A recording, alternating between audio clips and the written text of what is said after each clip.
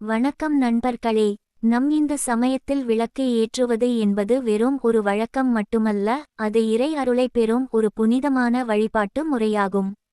இன்று நாம் பார்க்க போவது, விளக்கு ஏற்ற சிறந்த நேரம் எது, ஏன் அந்த நேரத்தில் விளக்கு ஏற்ற வேண்டும் என்பதை குறித்து. வீட்டில் தினமும் விளக்கு ஏற்றுவது நேர்மறை ஆற்றலை அதிகரிக்கும் என்று நம் முன்னோர்கள் கூறியுள்ளனர். பொதுவாக காலை மற்றும் மாலை என 2 வேளைகளில் விளக்கு ஏற்றுவது மிகவும் சிறப்பானதாக கருதப்படுகிறது.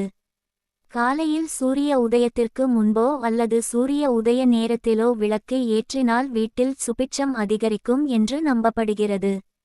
காலை விளக்கு ஏற்றும் போது மனதில் நல்ல எண்ணங்களுடன் இறைவனை வழிபட வேண்டும். அதேபோல் மாலை நேரத்தில் சூரியன் மறையும் வேளையில் விளக்கு ஏற்றுவது மிகவும் முக்கியமானதாக கருதப்படுகிறது.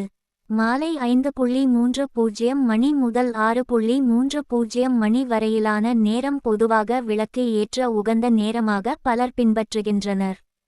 இந்த நேரத்தில் விளக்கு ஏற்றுவதால் வீட்டில் இருக்கும் எதிர்மறை ஆற்றல்கள் விலகி நேர்மறை சக்திகள் அதிகரிக்கும் என்று நம்பப்படுகிறது. மகாலட்சுமி தேவியின் அருள் வீட்டில் நிலைத்திருக்க மாலை விளக்கு ஏற்றுவது சிறப்பானதாக கூறப்படுகிறது. விளக்கு ஏற்றுவதற்கு முன் பூஜை அறையையும் வீட்டின் வாசலையும் சுத்தமாக வைத்திருக்க வேண்டும். பின்னர் விளக்கில் நல்லெண்ணெய் அல்லது நெய் ஊற்றி ஏற்றலாம்.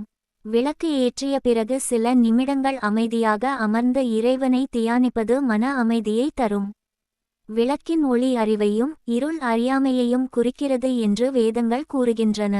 எனவே விளக்கு ஏற்றுவது என்பது வாழ்க்கையில் நல்ல எண்ணங்களையும் நல்ல செயல்களையும் வரவேற்பதற்கான ஒரு அடையாளமாகும்.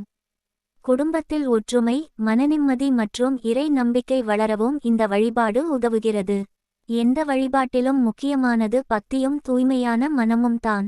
நாம் தினமும் விளக்கு ஏற்றி இறைவனை வணங்கும்போது நமக்குள் தன்னம்பிக்கையும் நேர்மறை சிந்தனைகளும் வளர்கின்றன. நண்பர்களே, நீங்கள் தினமும் எந்த நேரத்தில் விளக்கு ஏற்றுகிறீர்கள் என்பதை கருத்துக்களில் பதிவிடுங்கள். இந்த பதிவு உங்களுக்கு பிடித்திருந்தால் லைக் செய்யுங்கள், பகிருங்கள் மற்றும் எங்கள் சேனலை சப்ஸ்கிரைப் செய்ய மறக்காதீர்கள். நன்றி, வணக்கம். கூப்பிய கைகள். தீப ஜோதி பரபிரம்மா, தீப ஜோதி ஜனார்த்தனா, தீபோ ஹரது மே பாபம், தீப ஜோதி நமோஸ்துதே.